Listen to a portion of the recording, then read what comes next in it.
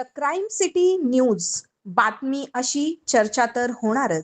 विद्यार्थ्यांसमोर सरकार झुकले, अखेर शिक्षण मंत्री धर्मेंद्र प्रधान यांचा राजीनामा। नीट यूजी 2026 परीक्षेतील कथित अनियमितता आणि पेपरफुटी प्रकरणी केंद्रीय शिक्षण मंत्री धर्मेंद्र प्रधान यांनी अखेर आज राजीनामा दिलाय।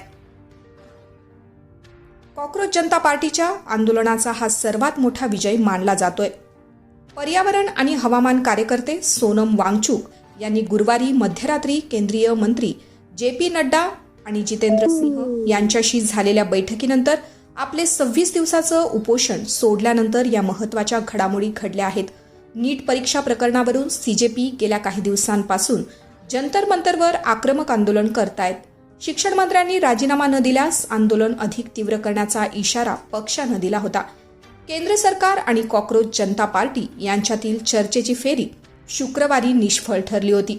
शिक्षण मंत्री धर्मेंद्र प्रधान यांनी राजीनामा द्यावा किंवा सरकारनं त्यांना बडतर्फ करावं या मागणीवर CJP ठाम होती। प्रधान यांच्या राजीनाम्याशिवाय आंदोलन मागे घेणार नसल्याचा स्पष्ट इशारा यांनी सरकारला दिला होता। शुक्रवारी यांच्या एका शिष्टमंडळानं सरकारकडून संवाद साधत असलेले JP नड्डा आणि डॉक्टर जितेंद्र सिंह यांची भेट घेतली। यानंतर आज पुन्हा एकदा चर्चेची फेरी होणार होती। तत्पूर्वीच प्रधान यांनी शिक्षण मंत्री पदाचा राजीनामा दिला। अखेर सरकारनं शिक्षण मंत्री धर्मेंद्र प्रधान यांचा राजीनामा घेतला आहे।